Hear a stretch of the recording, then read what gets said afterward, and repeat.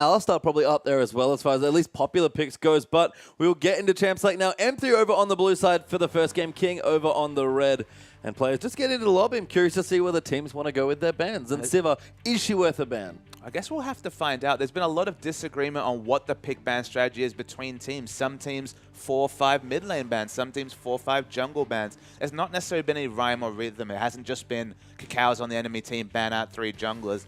I guess there's just a lot of debate over what's strong, and I think that starts to favor the purple side, just because then again, you get the last pick, counter pick for mid, potentially, or top lane. Hell, 80 carries sometimes, it seems. But also you get, in the first round, 2 picks, and it doesn't feel like there's one priority pick that's the god tier first pick champion, like Kassadin was perhaps towards the start of the LPL spring. There's lots of strong champions, and in the third, fourth rotations, you're still piling on those priority picks. Yep, so we are way through most of the bans now. We can see Gragas and Kalista being banned away from Huey and Nami respectively. Azir and Rek'Sai going to join in again. 4 strong champions here. And I think it's funny that you mentioned both jungle and mid. It seems to be a split as far as the top champions go. Most teams like to cut off maybe the top 2 for each role, but that does open up quite a few picks like that Sivir that we've mentioned. But the Kalista's the only 80 carry so far targeted. Yesterday, M3 actually first picked Kalista on the blue side, and it didn't lead to a victory in that game. It was the Lucian from SMLZ on the purple side that was by far the more successful. Alistar actually banned through the Alistar priority. It sometimes works out, but I just don't see it. Well, that is going to give Lupa Hecarim, which is not usually something we want to be saying, but Sejuani banned up there as well, going to narrow the jungle pool just a bit. That's actually 3 junglers banned away, so Huey, big Rek'Sai player, Sejuani, Gragas, not far behind, if behind at all as far as jungle priority goes. I'd say that's 3 good junglers all gone, so what's the next one? It might have to be Nunu. Yeah, the only one left in terms of the top tier junglers is the Nunu, but the one thing you can say about Nunu is although he has this very oppressive playstyle, definitely can get in the face of other junglers, not the best lane ganker, so they've engineered a situation where they're not forced into first picking Kalista, they're not giving away Kalista in the first rotation, and the only high priority jungle pick is one that doesn't have a lot of lane ganking synergy. Now it actually frees up Hecarim to potentially find a bit of time, leave lane, farm up. It's a situation where if they gave away Rek'Sai, suddenly Hecarim always going to be under risk when you go teleport smite. Against a Nunu, maybe you can get away with it. I mean, I like the lane matchup, so Nunu, the picks there for King are interesting, but with the smite especially, Lupa probably going to have plenty of free time. King, I can see their theory, but in practice it's going to be interesting. I also like that they're sort of baiting them into a Sivir pick as well, because Nunu Jinx, of course, was EDG's big thing last season, but we'll see where Condi goes especially. Haven't seen him at anything other than Rek'Sai Lee Sin, I believe, so might just have to go back to Lee Sin. I mean, this game's crying out for an Evelynn, I think. That's probably the most optimal pick. It's what ClearLove showed in the MSI final, that the Evelynn versus Nunu matchup. Again, you can't keep so easy tabs on an Evelynn, even if you pick up the sight zone. You can ward the camps, but it only does so much in that situation. Not confident on the Evelynn, I'd have to think. I do not want to see Cinderhulk Lee Sin again. I think if you're going to go Lee Sin, make up for the fact that you've got this farming top laner who wants to pick up Cinderhulk into tanky items, potentially even into a Trinity Force. Go for the warrior, be a god of the mid game, and let the Hecarim do the heavy lifting in the late game. Well, is Lee Sin threshed there, so some early aggression and playmaking available. King, considering the next few champions, I already mentioned Nunu Jinx, that would make the most sense to me. Name, really good Jinx player, and this would semi-block the Sivir pick as well. Con even going to stay true to his assassins with LeBlanc and King. These are strong picks for them. It's very Edward Gaming-esque so far in the 4 champions they've picked up. They've got a very strong mid laner, a winning top lane matchup as well. Both these champions are likely to have wave control, so that'll open up Nunu. Just walk into the enemy jungle. Unless there's some very smart reactions from the Master 3 duo, it's going to be super, super difficult for them to actually stop this Nunu from just ruining Evelynn's life. Evelynn, a very fast jungle farmer, especially in the early game, but will eventually get worn down, has very low base stats, so can be counter jungled by the master of the counter jungle, Nunu. Still plenty of powerful picks, but I'm impressed with the 4 champions that King have managed to assemble so far. Yeah, they've got a decent last pick as well. Not that much flexibility actually last picking support, but just taking priority and trying to cut off M3's options. It will be Sivir there for SMLZ, but we've already explained the matchup. Not great against the Jinx in the lane, and Dade's going to do it again. Pick the counter matchup into the LeBlanc once more with his Vladimir. And look, he pulled off a massive outplay during the course of yesterday's games and managed to dominate that matchup. Wasn't expected. Ghost Flash and scaling runes, and still able to be one of the strongest early game champions in LeBlanc. He's going to try it again, but if it fails, I feel like that will really just move on to the rest of his lineup, he's going to really, really struggle in this particular matchup. The late game's looking excellent for Master. You've got that synergy between Siva, Hecarim. You've got Vladimir in the late game, who gets super, super strong, and Dada, who takes those selfish runes, ruined around the late game. This sort of a comp did overcome the lineup yesterday for Master 3, but if King played perfectly in the early game, there is that potential to snowball it away. Pun intended with Nunu from Master 3. Always. With the last pick, Morgana there, help protect that Jinx. Looked at the Janna, thought that, you know what, Hecarim's ult, kind of hard to stop with CC, so just Black Shield to make sure Name is safe there. It's going to be difficult to keep the Black Shield up in the late game if they can't keep Dade away. He's got double escape summoners and he's got the Sivir ultimate, so he's the one most likely to just, in the course of all his AoE magic damage, just have enough to burst through the Black Shield. But it's a very balanced lineup, early game versus late game. It's an exciting one because both teams have their win conditions. They're very clear. There's Sin in the draft. So how does that affect the lane? So how does that affect the early game? Because if this King lineup doesn't really organize their early game effectively, they will get outscaled by Master 3. Well, we are going to go through the lineups now. Hecarim versus Nara on the top side. Cola happy with the matchup, but Lupa deadly on that horse. Exactly. He's a very practiced Hecarim player. Lee Sin versus Nunu. That's the big question to me. Condi on Lee Sin. Can he make it work? Because yesterday it didn't look, it was found wanting in a lot of ways. Well, Dada could make his matchup work there against the LeBlanc, but Name back in the lineup, back on Jinx as well. This is how he started his debut in the last season. We'll see if he can get it done again against Siva, as Love City is back on his rush, and Sync Dream a little less aggressive there, but still solid support in Morgana. It's the Jinx versus Siva matchup that we talked and mused about in the last couple of days, but never actually saw happen in lane. It should favor Jinx, especially after the first couple of levels. But Name, he's a master of Jinx. Can he make it work? We'll have to find out. Let's get straight onto the Rift.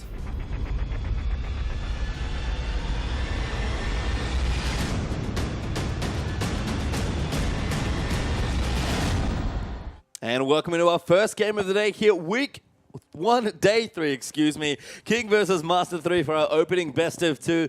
Of course, we're going to start with game 1, so neither team with a point just yet, but King going to try and look for a win. Yesterday didn't get any against Eggwood Gaming and M3. Want to see if they can make it a bit better than 1-1. King have a very strong level 1 lineup. Actually quite a poor ward from SMLZ. Does spot out the 5 members, but wasn't actually in the brush. They'll keep on their invade. 5 members put forward, and the answering was look to come down from Lupa. Yep, good counter rotation there from Lupa. Going to get some vision down. Lane swap might be the name of the game here for M3, actually, with Lupa putting a nice spotting ward there in the top side of the map. Love CD also getting some vision down on his own Krug. So good vision here for M3, just spotting King moving through their jungle. King haven't got the deep wards that would really incentivize the lane swap that they might be looking for. They haven't committed either way, with Nar walking towards the top side. Looks like they're looking for standard lanes. Sivir and Thresh holding back, just not wanting to reveal. They know there's no lane wars that spot them just yet, so they're leaving it flexible, and we'll wait to see what exactly they decide is the optimal path. I didn't see any pings there onto Cola, but he does make his way into the top side, so Ward might have just been out of vision. He hugged that wall pretty tightly, but Huey going to start on the Gromp, get a bit of help here from Name and Sync Dream, and as we can see right now from the positioning, it looks like standard lanes. Standard lanes, we think it will favor King. We've seen a lot of this Jinx versus Siva matchup. I feel like in the early couple levels and at level 6, there's some outplay potential coming through from the Siva lane. Just get in the face of Jinx, using the fact that she doesn't have a natural escape against her and try and burst her down. So in terms of burst trades, Siva has an option, but in terms of those long poke trades, Jinx will always win with her extra range and rocket launcher form. You can see Kohler actually doing a camp for himself, so pretty creative stuff there down the bottom though.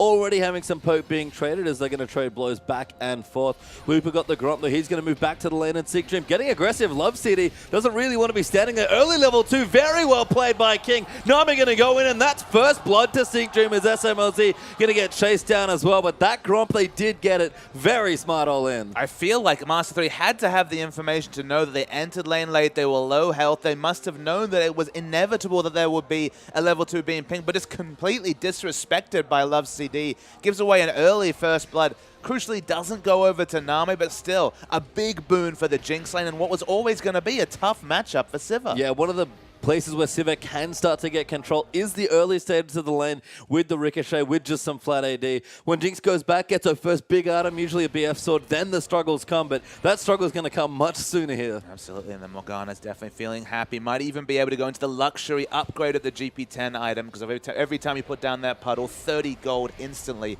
if you have the stacks available.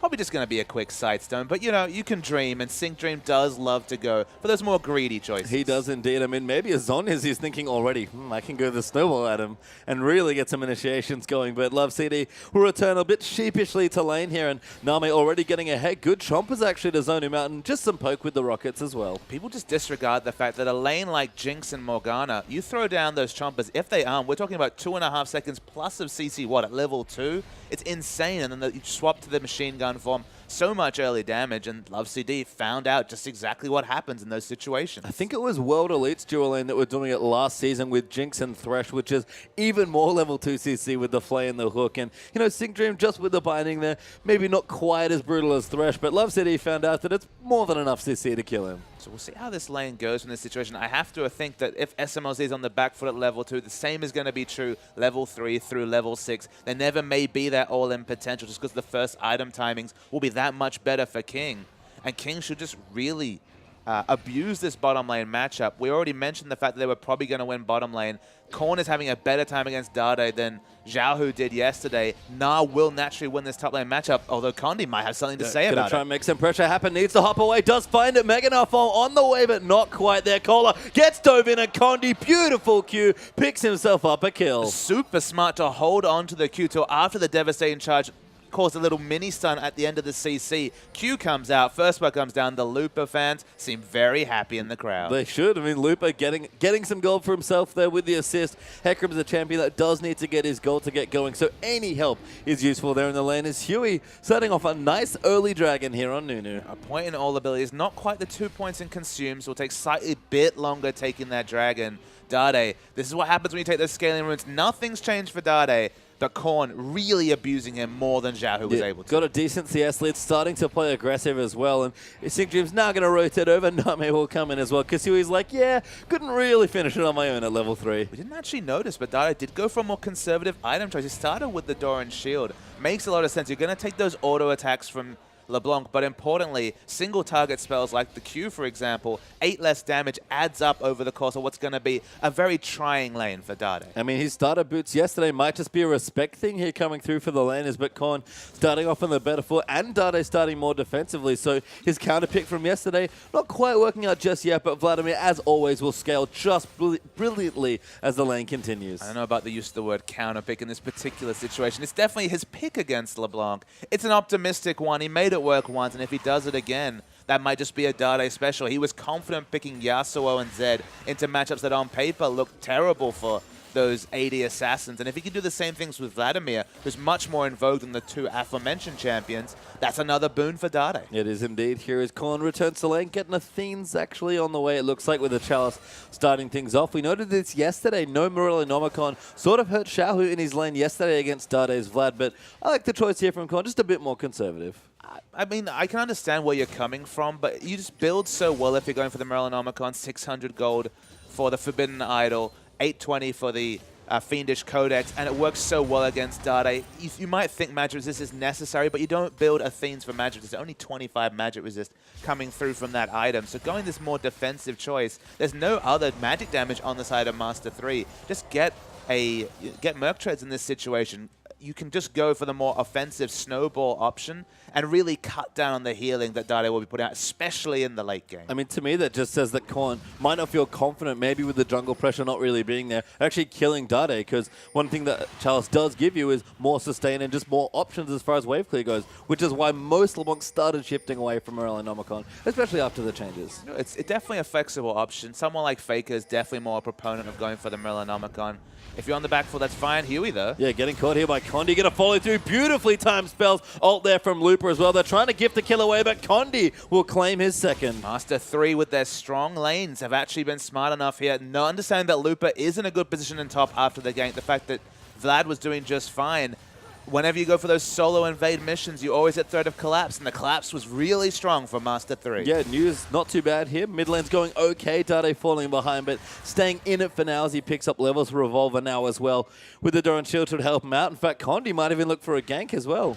He's just trying to look for the distortion to be used. Specifically, he knows the Mimic is down already. That would have been communicated from Dade. Distortion used. Yeah, Hemoplague there as well. Good pull coming in. Condi gonna have to kick Korn away. Good Q landing. Massive Q lands in, and Dade gets the kill. brilliant gank from Condi. We praised his Lee Sin mechanics on form. Dade looked like he might have overstayed super, super low, but not in room and not in space of any of those abilities. Super Mega Death Rocket almost flashed into by Dade. I think Name was mind gaming Dade there, but does not eat the rocket. Name's will miss there. Would have killed him for certain with the execute damage coming through. But unfortunately for King, the only lane that's now going well is the bottom lane. I don't know what to say about that particular flash, but he's still alive, so worth, I guess, can be typed in all chat after that one. In the bottom lane, they now know that the Super Mega Death Rocket is down. So honestly, even after all the early situation where the gold has been passed over to Name, if Name and Sync Dream had stayed in lane, there was that all-in potential, knowing that the execution damage from the rocket isn't going to be up for about another 90 seconds. Yeah, going to go back though. BF sword now for Name and a dagger, so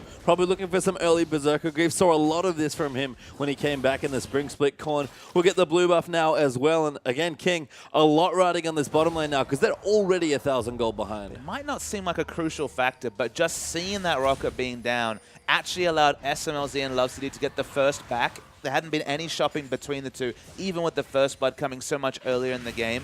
So they managed to push in the turret, get back, get to back, and come back to lane without the lane being in a bad spot. That's more than you would have expected after a very fast first blood at level 2. Comes back with more items as well, actually. Avarice played there for SMLZ.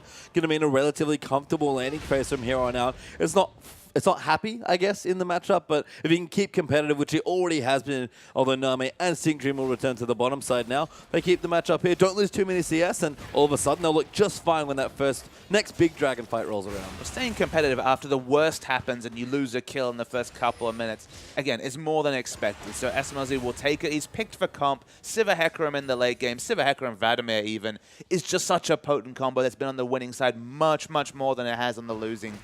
More babysitting from Condi in the mid lane. Yeah, I mean, this is the lane he sort of has to pay attention to. Dade not able to get ahead somehow like he did yesterday against Xiaohu in the same matchup. So keeping up in CS is nice. He's actually going to go back now, get himself a Negatron Cloak. So setting himself up, probably going to go for the Abyssal again. Will the Ancients mixed in there somewhere as well, but just trying to stay alive against this LeBlanc. And this is a much more predictable strategy from M3 to King. It's very scoutable. You're going to expect the strong ganking jungler to pay attention to the mid lane that was a bit of a self-counter pick, but Dade's making it work again. He's got the scaling runes. He's got the help from the jungler this game. Doesn't need the crazy outplay he managed against Xiaohu. But with that help, he snowballed it into equal CS and, of course, the kill credit after picking up the kill onto Korn. So another successful Vladimir versus LeBlanc laning matchup, at least in the first 11 minutes for Master 3. I mean, M3 potentially, you could say, picked 3 losing lanes here, and Condi's just bridged them all wonderfully.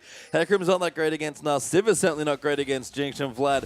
He said it, the self-counter pick for Dade there in the mid lane. The fact that they're all even in CS is a big credit to that jungle, who's sitting very happily at 100% kill participation. Sitting on a Cinderhulk. That is still the choice from Lee Sin. I'm still remain to be convinced. I think it pigeonholes him into only late game peel mode. There isn't even that modicum of damage that you can put out with the warrior enchant, specifically armor penetration for your very high base AD. You have a 3.6 AD ratio. Don't often fit a lot of AD into your build, but that one slot effective warrior enchant made a lot of sense to me, at least. Condi played a lot of Lee Sin, just going to be more of a peel bot in the late game. Yeah, I mean, Lee Sin, again, we haven't seen that much of him as Condi does find Sync Dream Name as well. The binding will land in, but the Lantern should keep him safe. Hook actually landing in, but Chompers will keep them safe. And 6 people down in the bottom side, but no one's dead yet. Had to respect the Chompers. Looking at Cola's build, double Ruby Crystal. I've talked about the build a few times, the fact that it builds so well into Black Cleaver. Would love to see that being the choice to just keep tabs on Looper, but being behind in lane, it's always a risk to build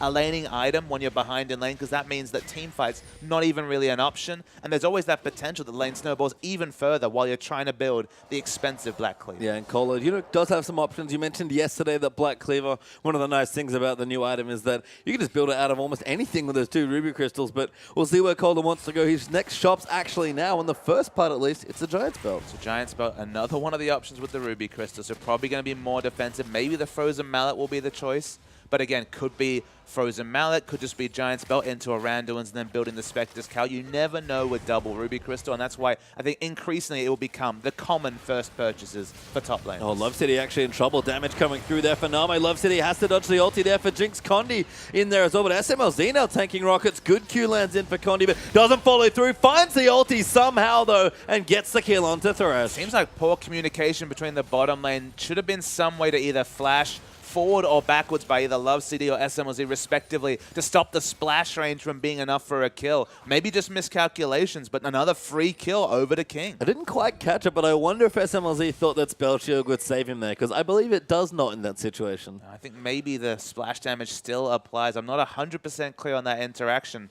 but the result, a kill over to Name, 1 kill, 1 assist, equal in CS. Jinx into the late game's not something we've seen in the LPL so far this split, but we have plenty of tape to show that is a scary proposition. It is, and it's a Name special up there with Deft as far as strong Jinx players go, but SMLZ still sitting just fine here. Love City again, 2 deaths there in that column, probably not his most glamorous start to a game, but he'll be just fine here, and that's M3's team here. Get to the mid game, stay farmed up, stay consistent, and your team fighting just takes over the mid and late game. And the late game, the person who's really going to be looked at to deal with this Jinx is going to be Looper, who has been snowballed by his jungler, has Cinderhawk into what is clearly looking like a Phage at minimum, but the Trinity Force at some point in the laning phase. Dade takes a lot of poke. Korn has low mana, though. Ignite down there as well. Actually, Hemo Play going to turn it around. Korn's forced to flash as Condi with some very nice timing. Keeps LeBlanc at bay, and Dade once again baiting it just at the last second with his jungler just in reserve. You're doing fine. Had the jungle help once again. Huey's shown paid no attention to mid. To be honest, ganking a Vladimir as Nunu, you can't do anything whenever pull is available. Can pull the slow coming through. Have no other CC really to affect a gank.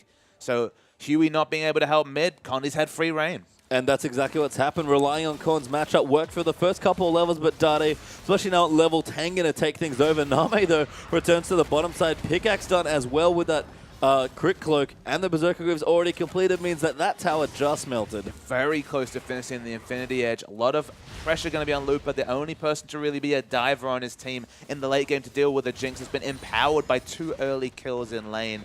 Going to be a fast horse, though, with the Sivir ultimate. Vladimir also going to be a bit of a question mark in that way. Condi's caught. Condi caught there as well. In the chompers now. Name keeps going in, but Syncdream's ulti gets cancelled. Dade actually gets a kill on Korn. Ulti down though for Name. Does not find its mark, and Looper joining in with his ultimate gets the kill under tower. And it's not often that you can spill in from the top lane as a Hecarim in the Hecarim-Gnar matchup, actually find time to leave lane and gank and not lose your turret. But because Gnar's been on the back foot the whole laning phase thanks to Condi, the top lane problems spill into the mid. Dade gets snowballed, and every lane barring bot going well for Master 3. Good sneak in though from Cola. Ported down, going to find SMLZ. Ulti pop there, Flay used there as well. Great hop there from Cola, finds his way on top of Love City. Chompers go down, and Cola a well-deserved kill. There was no turret to get back to. That's why they were confident enough to flash in aggressively, pick up 1 kill. No way to go into SMLZ, who importantly holds on to his flash, but this might be Dragon. It is Dragon here for King, it looks like, and it's going to be their second. And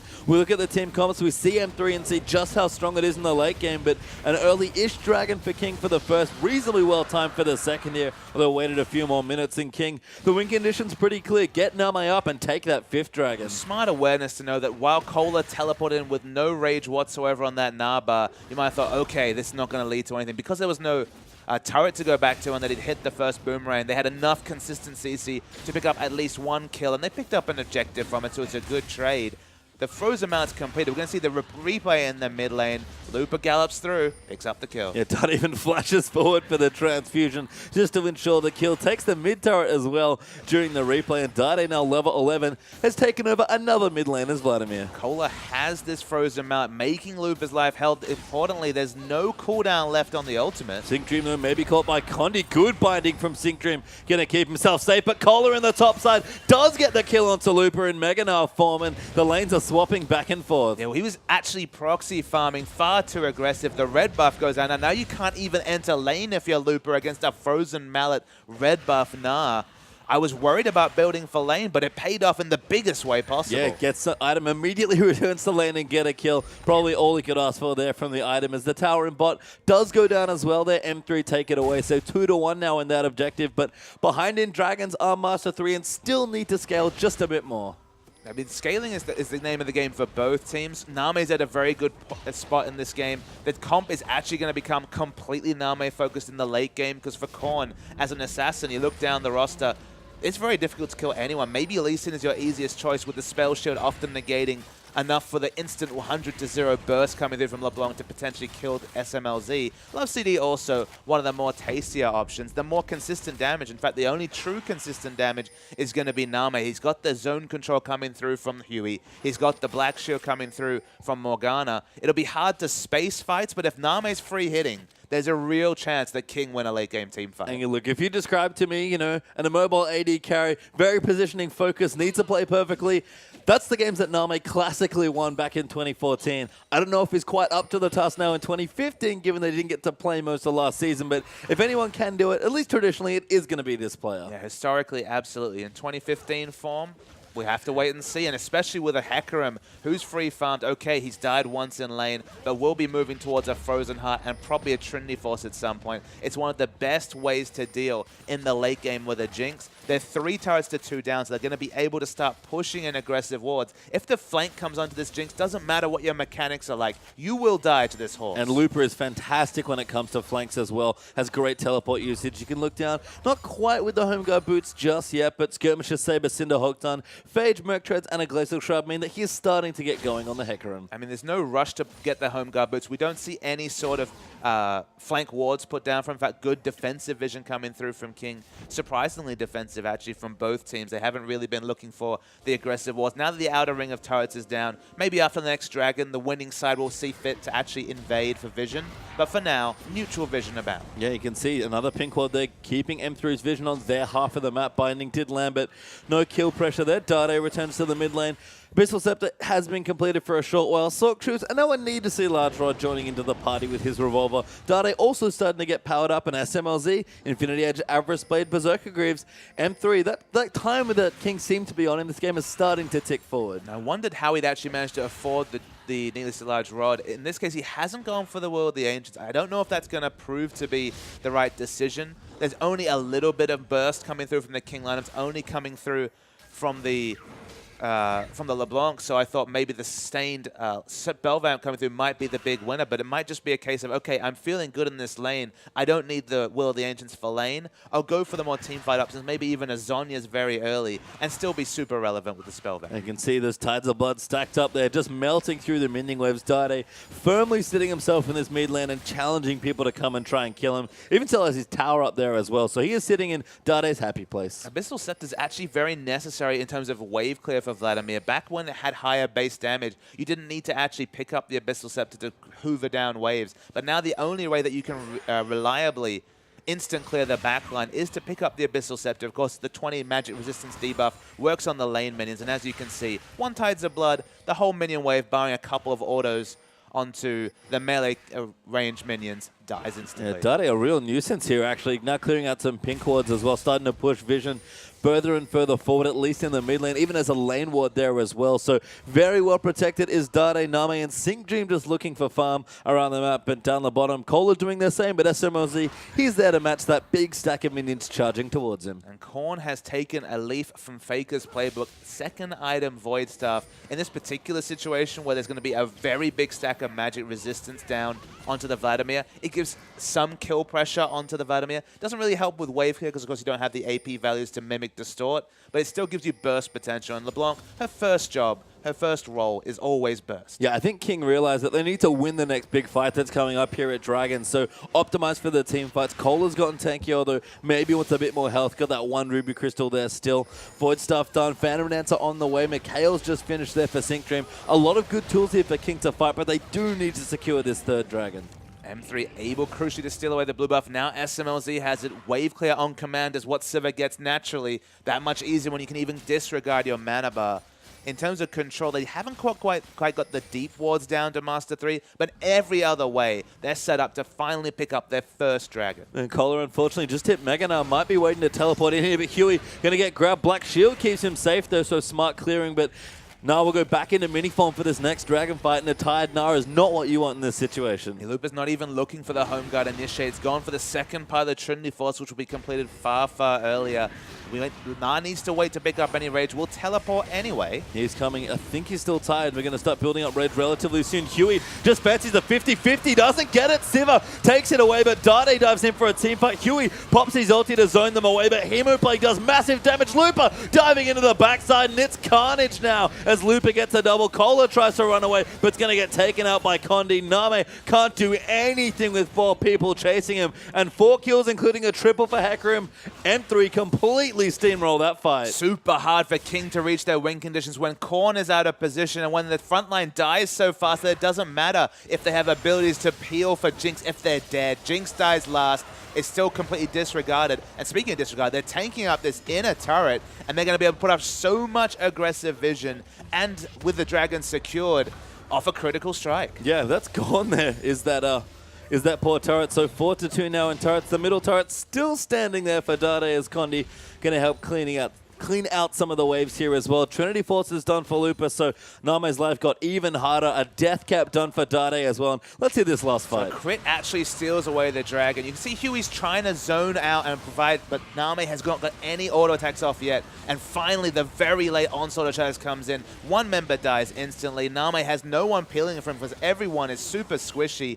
Cola teleporting in, tired, did so many things that really held down King in that fight. He wasn't able to build up rage, never got into Mega Knights, never had the tank stats, and hasn't built for team fights anyway. He has Frozen Mallet and a Warden's Mail. He wants to extend the laning phase. Lupa casually walked to the dragon, was able to push the wave in top, so doesn't even lose a big load of creeps. In fact, SMLZ will go and pick it up now. Cola not able to do his job means that King easily lose a team fight. Yeah, just not on the same page there as far as builds and just positioning goes there as well. We talked about it. King need to snowball these dragons. Huey tried almost desperately to take it away and lost it to a crit there from Sivir. So King going to be set back quite a number of minutes, and time is one thing they cannot afford to give M3. So then why do they go for a laning focus build on Nai if they understand that team fighting around Dragon is their only true win condition? That's kind of the anachronism that's come through, is that Cola contrived a situation where he couldn't even push in a massive stack and force Lupa to stay in top. Lupa could casually walk to the dragon, teleported through in minion farm without even a team fight build, and it keeps the snowball, and the global snowball might lead to Baron. They've been spotted out, but they want to do this. Yeah, Cola out of position again in the bottom side, trying to push the creep waves in, and M3, another assertive Baron in the game one. Yeah, they got plenty of smites. Ulti goes in, but Condi does take the Baron. Huey going to get caught by a hook as well.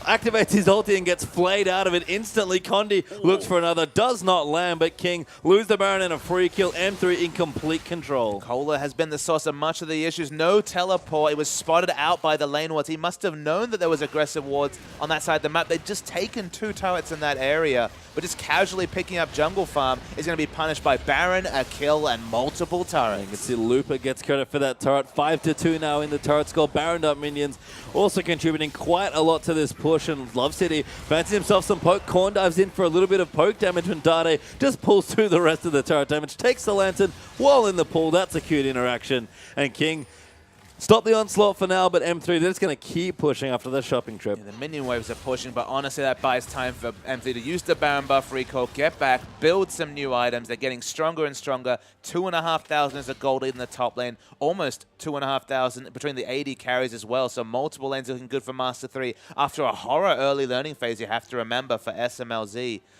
Everything's going well for Master 3, and King have contrived to put themselves in a situation where they were going to need to be execution heavy. Well, the execution hasn't been there. No, it hasn't. And we talked about Name's 2014 run and how good his positioning was then. He's famously said, you know, I don't need escapes or dashes. You just have to stand in the right spot. But I don't think Name had to quite deal with Hecarim, Sivir, and even Vladimir ghosting towards you, unrelenting with the Sanguine pull. There are a lot of things for Name to worry about. We said it already. If he's the one carry for King and their other win condition is this dragon, in both situations now, they've got almost no options there. I mean, you go back to those win conditions, Name's doing fine. He's laned very well. He's been part of a couple of kills.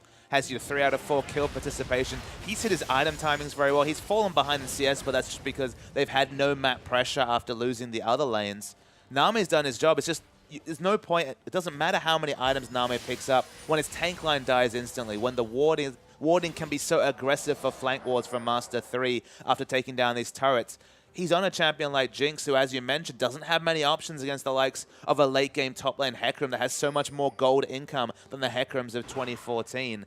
Nami's doing whatever he can, but unfortunately it's basically every other facet of King that has let him down. Well, a Dragon up at a minute 5 might mean M3 even look to start taking more of those away from King as well. Con will care what minions he can. Got a Zonya's on the way by the looks of things, so a bit more wave clear now that he's got a big stack of AP there from the needlessly large rob, but M3 just rotating through, using some of the Baron buff they've got left, and Nami, he'll clear waves as best he can, so will the rest of King in whatever lanes they're in, but Lupa's got his teleport back up, can pretty much join in at a moment's notice, and M3, they can do almost whatever they want from this situation. I'm actually going to predict a Ludens will be the more likely pickup coming through from LeBlanc. Isn't going to be going for Death Cup. Doesn't really have a stack of AP to justify the purchase. Ludens for a bit more burst and wave clear. The burst is still there on Love City, but the fact that it's not killing him on a squishy support who has an Aegis Mine but still doesn't have a massive stack of magic resist lets you know just how this game is going for LeBlanc, and that her target selection, even the usually squishy support, doesn't look like a 100-0 possibility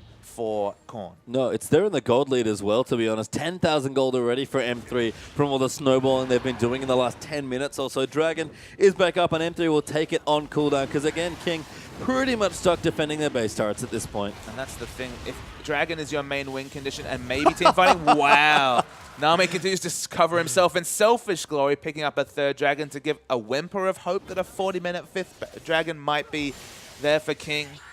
But the fighting around Dragon has let them down a bit, specifically getting caught and giving up these multiple turrets in bot. The rotations from Cola on this Gnar haven't been up to scratch either.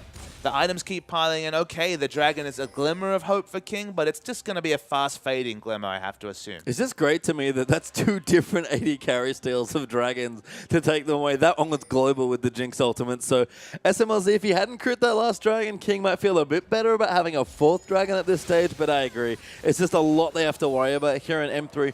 We saw yesterday that when they were ahead, they took a little bit more time than expected to close out the game, as Nami wasn't very happy after that steal, to be honest. Well, I mean, unfortunately, stealing Dragon probably is not going to impact this game, but you often see Ezreal's, for example, launching the True Shot Barrage, trying to steal blue buffs, Dragons, any manner of cooldowns. You might think, okay, how often is it actually going to come off?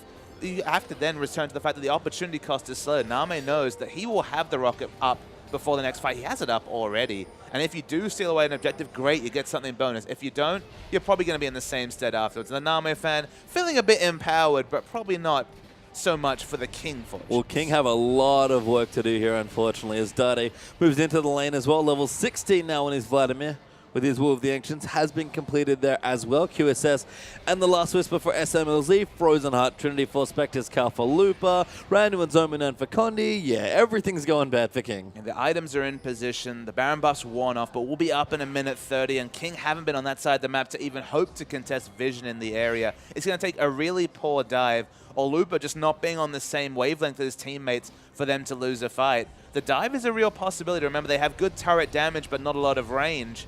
King don't have a lot of ways to punish, though. Their initiation consists of Cola flank? Yeah, I mean, it's Cola who needs to get in position, and maybe a Sync Dream binding with a chain for a pick, but can't really get that many picks when you're playing this defensively, and King just are getting dictated to by M3. They have to play purely reactively from this stage. We return to what we said in Champions Select. Strong lanes with a Nunu sounded like it made a lot of sense. They didn't bank on the fact that Condi would win top lane for Lupa. Those problems would spill into mid lane, and Condi also made his presence known in mid lane. So actually, Hecarim and Vladimir were more than competitive against Gnar and LeBlanc. Huey tried to invade after top lane had already started to snowball for Hecarim and was just collapsed upon by Hecarim and Condi and fell himself. And now you're in this awkward late game position where if you have Nunu, low initiation, low CC lineup, and you're falling behind, your options whenever the enemy team gets aggressive is just to hope they make a mistake, and that's not much of an option at the highest tier of competitive play. No, not quite, as Baron is back up in 20 seconds. So M3 again, I think it was 3 Barons in their last game won yesterday that they needed to win. I mean, I say needed. In reality, I think they were just playing very safe and finishing the game as cleanly as they possibly could. There's a bit of that going on here in this game, but M3 still, apart from that Dragon sort of getting away from them and going over to King, just feeling, again, complete control. Dada even has an Elixir. I think maybe gearing up for a team fight around this second Baron. It's around Sieges where there's the only real area for Master 3 to make a mistake. So picking up the Baron just to make Sieges that much easier. Doesn't matter if you have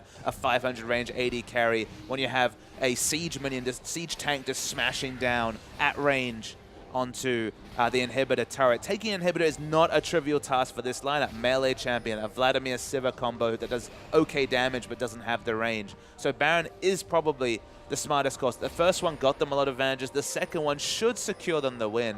They're being very methodical in their approach to it. They even have a wonderful flank ward towards the back of the red buff. As you'll see, they cleared out a pink in that area, but not the green that had also been put down. I think deliberate is a good way to describe how M3 have been playing in the last few days, but honestly, I think it's not to a fault. It's just very strong, very good, solid execution, and they've been much more objective focused. We noted that yesterday. I think this game as well, with a very assertive Baron call once again to get them into this position, is also the same sort of thing. So I've been impressed with M3. It might seem slow at times, but it is very calculated. Yeah, the word yesterday around the objectives was assertive. The word today is methodical, and those are both signs of a top team. A lot of top teams are assertive and methodical. EDG, at their best, often are both those things. Sometimes they go full crazy, as we saw yesterday, but often when it counts, they are both assertive and methodical. And if Master 3 can copy that particular playbook, they're on the well way to victory. Cola's trying to go in here. He's got the Mega Nut going. Dade almost gets chunked out completely. Ulti doesn't find him as he dodges it with the pull. They're kiting back. Lupa dives in. Korn forced to use his Zhonya's Cola, fighting the backline as best he can. They actually might be able to turn it around, but Lupa far too strong. Siva gets a double and 3 for 1. Dade does die, but that's the only casualty for M3. It was a huge double Gnar from Cola, but that's just the reality of how this fight was going. As the Gnar CC was going through, Name was zoned away, had to respect the horse in front of his face, who was killing off Korn.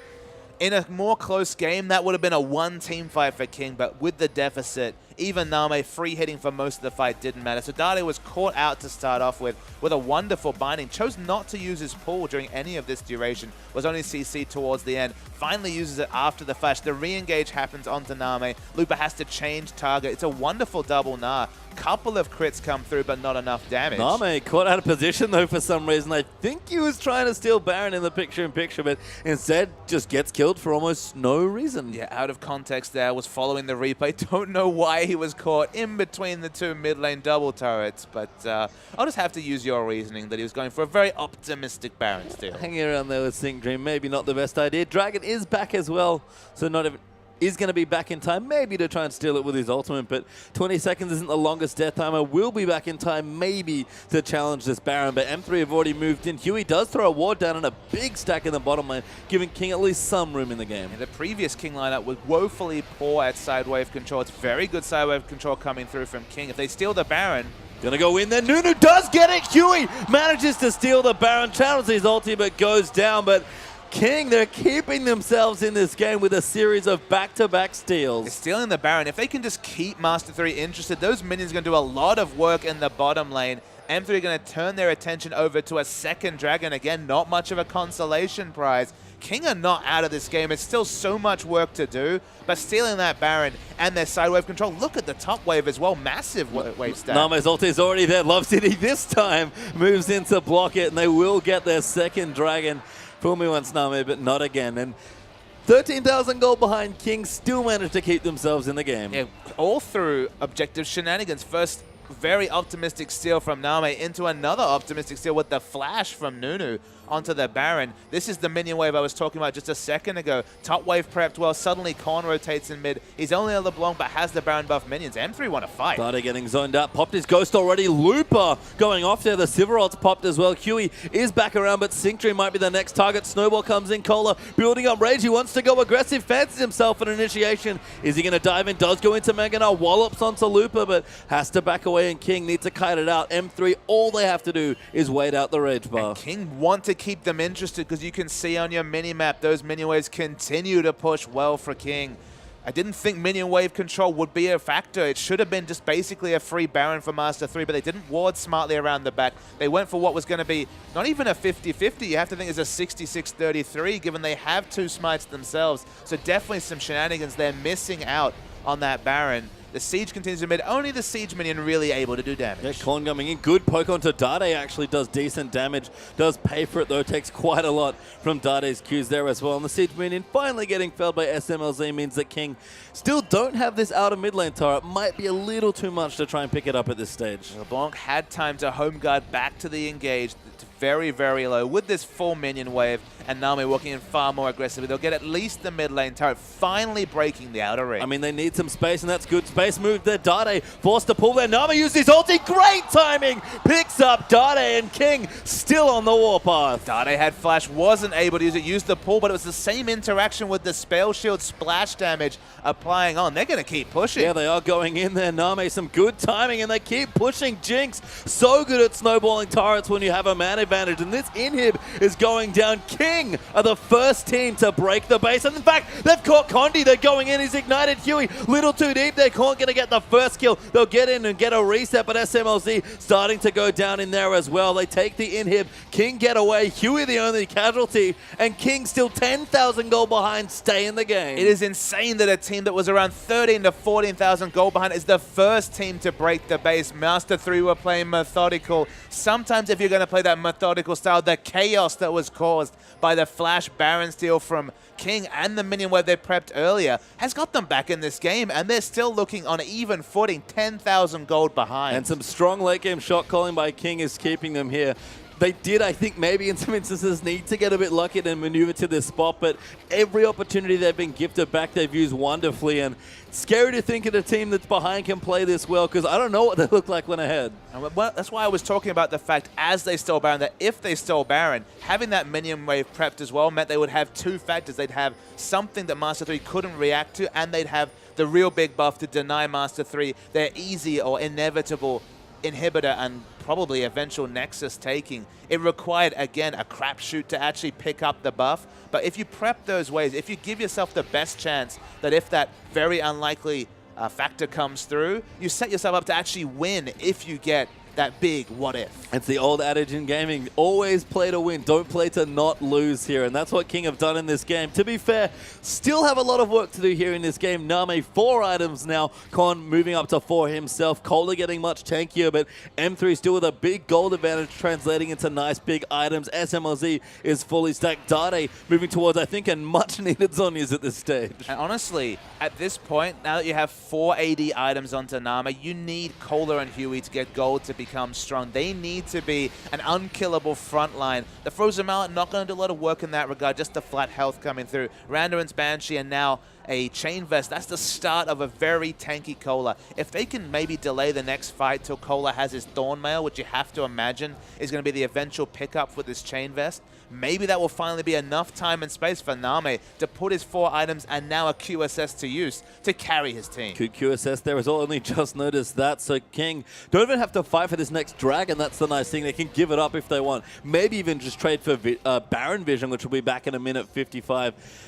Big tense game now that we've built up as Con moves up to clear the minion waves in the top side. Looper in the bottom trying to get some push going, but King, they've been on top of these side waves. King have been on top of the sideways, being prepped by Looper as much as possible to answer that. You can see Korn looks like he wants to be organizing a slow push in the top lane. We're just waiting to see what will happen. He's leaving a couple minutes. He leave 1 minion alive. No, he's just going to go for the gold, I guess, in this particular case. Maybe very close to his death cap, which would then give him the burst on both minion waves and champions that he was looking for. Always had the single target damage because he picked up the Void Staff second. Going to be going for the big AP stack. They're trying to control as much vision around Dragon. At the moment, it's purely Master 3 control, barring one stray ward from King. Yeah, M3 will take the blue buff as a result of all that vision as well. And Dragon back in 35 seconds. King, though, might just push down the mid lane and challenge them to fight. It's a little bit risky, but King seem to fancy themselves in a 5v5. Master 3 still have 10k gold lead. Baron buff has worn out, so they are ahead in terms of items. Only Jinx can be the carry for this team. So here's Taname trying to do it for his team. Cola's in Mega Knight form as well. Dade may be caught again. Good Lantern will keep him safe, but King just going to move in, immediately back away, knowing that they're out of position, and very smart retreat there from King. The King tried to force the reaction from Master 3, then realized that they didn't have any vision towards the red or blue side jungles of Master 3, so that there was a very good, inevitable chance of Looper getting onto the backline with that Hecarim, even without teleport. If you've got no extra vision, can cover a lot of distance very quickly. He's still in position for a flank. Yeah, they're going in. Someone is actually already popped his ulti. Flash play there from Love City. Box goes down. Looper eats a chomper. Can't go back in. Sync Dream moving through, but Cola needs to build up a bit more rage, and King disengage once more. Smart disengage coming through from King. Everything rides on the next team fight. They're going to have to stay around this mid lane area, clear these super minion waves. No one's really interested in Dragon or Baron at this time. Looking at the top lane, it's a very familiar saying, King side wave looking good. Yeah, great stuff there. Bottom lane, I think in M3's favor though, so a bit of a back and forth there as Looper. Bit risky actually on top of the Dragon, but King, they want Baron here. There's no vision whatsoever onto Looper, so it's probably a safe start unless this gives too much control to M3. Condi's caught. Yeah, gonna get tethered there. Lantern just keeps him safe as Cola almost in Mega Knife Bomb wants to dive in. Teleport is done for Looper as well. He takes away the Dragon, but King, they're on top of the Baron. It will be a 50-50 because there's only a smite each, but they back off. They want to go in, but M3 are not letting them. M3 don't have any vision in the area, but are not punished with a quick Baron take. It's only Name that does really relevant damage to Baron. Cola doing a decent support act, but doesn't have any damage items to really amplify the hyper base damages. Cola's going to get, Condi's going to get poked. Sick ward bait there onto Condi, gets poked away, but fairly tanky with the Cinderhawk Lee Sin's not too bad. And there are massive waves in top and bottom that have built up. King going to take a tower, but it looks like the same might be true for M3 and King relinquish control of the Baron pit. Who is going to be the first to react? As you mentioned, it looks like King are going to full channel their recalls. Jinx is gone. Now is the last one around the area. M3 do not feel confident enough to do the Baron with the Scuttle Crab vision being on the side of King. So King are going to organize their bottom lane. Flash available on Cola. Still waiting for Cola to have the big teleport with potentially Home Guard and or a full Rage Bar. We have not seen that once in a 44-minute game. No, we haven't. I mean, he had that decent engage when Dade kind of put himself out of position, but apart from that, it's just been some strong picks and good reactive play from King. Proactivity is not been their strength this game. It's part of the reason they're still so far behind in gold. But if they find the right openings, they've shown they can capitalize. And Name, very cute, going to clear some wards out of the back with rockets. And again, we should probably be fair and say proactivity, we mentioned it before, not much of an option for King. Only really Cola that can go for an amazing flank initiate with the Mega Gnar. They don't have other tools to initiate a fight. Some pick potential from Morgana and LeBlanc certainly, but no AoE CC or massive initiation potential like what Looper can pull off with the Onslaught of Shadows. And look, in some ways that maybe is just King's drafting, because that is their fault. These are the champions they picked. It's not like you get random champions when you come into a game. They drafted these 5 particular ones, so Dade is going to get caught, forced to pull actually as Cons found some creative spots, and Cola wants to go in. Korn may be in trouble as he does find Condi. Forced to flash away there. Hook's going to land. No, just missing, but Name moves the ulti in there as Condi goes back in. Korn trying to get some work done. Name gets dove on by Looper. Cola, though, CCing Dade and Looper, going to just get shredded down by the Jinx. Damage comes in. Name flashes forward. Wants the kill. Gets it onto Love City. Gets excited and moves forward once again. He wants to kill the backline so bad, but Looper still alive there. Has to keep cutting. Name going back in. Does go down to SMLZ. And M3 navigated wonderfully. Name, he could smell the wind, but he pays for it. Looper is so damn tanky. Frozen Heart and a Guardian Angel. All those auto attacks for naught because you weren't ever going to get excited through the Guardian Angel proc. That's the difference between SMLZ and Name. Name had to do it all himself. SMLZ just pops the ultimate and his teammates do most of the work. Well, we've seen this story before, but Dade is actually scouting for Huey now as well, and Nunu decides that it's not worth his life this time around. M3 will get the 3rd Baron of this game, and it's a long one now at this stage. 46 minutes in and still no clear winner, although M3 look to be about to close the game, potentially. And Name gonna be one of the most frustrated people in the world at this League of Tanks. Hecarim, Lee Sin, Vladimir, Thresh, all super tanky. Got one reset that got him good positioning. There was just never going to be another one with Hecarim on top of him and nobody able to take him down. 8 seconds left for Korn. No semblance of wave clear available for King, but still a bit of an overreach to try and finish the game for Master 3. Dade a little too low. Condi, kind of a similar story. So they'll back off. They'll try and take whatever else they can. Good mending waves prepped though by M3 as Korn just demolishes that one in the top lane. King again, back to the same situation. Name's fully built here, even as an upgraded trinket there as well. 3 dragons apiece as well means that maybe that's the next spot we look to as far as 5 points go, and waves just being traded back and forth. King, though, seem to be back on the defensive, once again trapped in their base. King cannot fight without Name's flash. It's just not a possibility. There's not going to be a scenario this late in the game where Master 3 will one-man invade into an area that isn't warded and get picked by LeBlanc and allow Name to get that first reset of the Get Excited.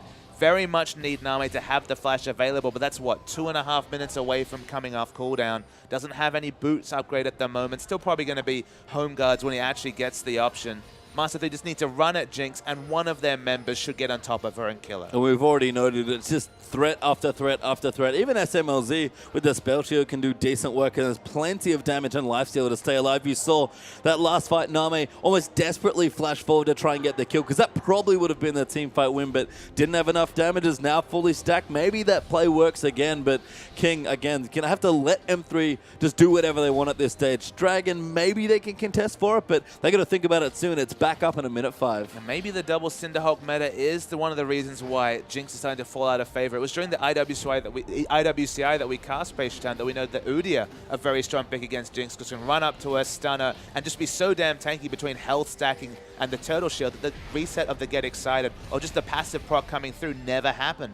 Name got one Get Excited, but could never get a second or a third one to navigate all these tanky members, just because there's 4,000 health trivially on multiple members of Master 3. They couldn't get excited enough as Name flashed, still waiting on it. Con don't give us some poke before, now goes back and refills his health bar, but Looper just aggressively sitting on their flank, daring them to fight him. He does not care about anything. No, he doesn't. Cola, though, might dive straight in, wants to look for an ulti, does not find it yet. Good ulti there for Huey. Name trying to kite back as best he can, but everyone is so tanky. Condi getting somewhat low, but now Dade is going to be the next wave that charges in, and they can't kill anyone at this stage. Sync Dream going to go down as well. That's 3 kills already in M3. Finally, I think they've won the game. No one is tanky when Dade throws on the Hemo Plague. All the percentage bonus damage in the late game is completely unassailable. Name stays alive, but nothing whatsoever he can do. He did his most, Huey did as well. This duo is what kept King in the game, but it will eventually be Master 3's win. Yeah, Name still carting into his fountain at the end of the game, but then Nexus explodes in King,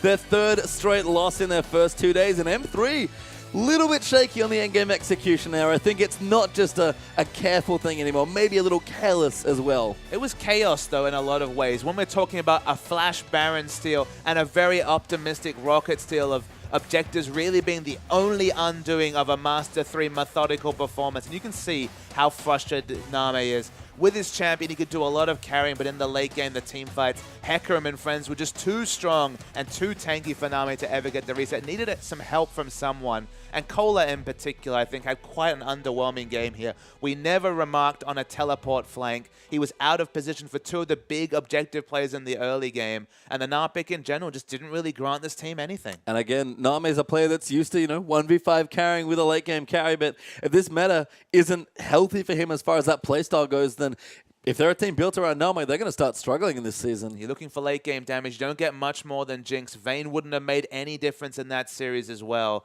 You need multiple threats, and they didn't have that time for King. Well, not yet. Almost found a win at the end, but M3 closed it out in a very long game. But don't go too far away. When we return from our break, we'll be back with the second game between M3 and King.